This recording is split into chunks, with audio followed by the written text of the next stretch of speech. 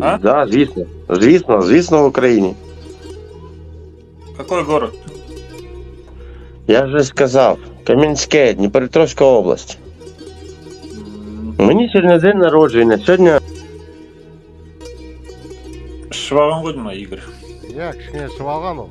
Шыбалған. Иә. Бірақ мованы білет енді, көріп тұр ғой енді Украина. Біраз олмен, Украина мовамен тексеріп анан.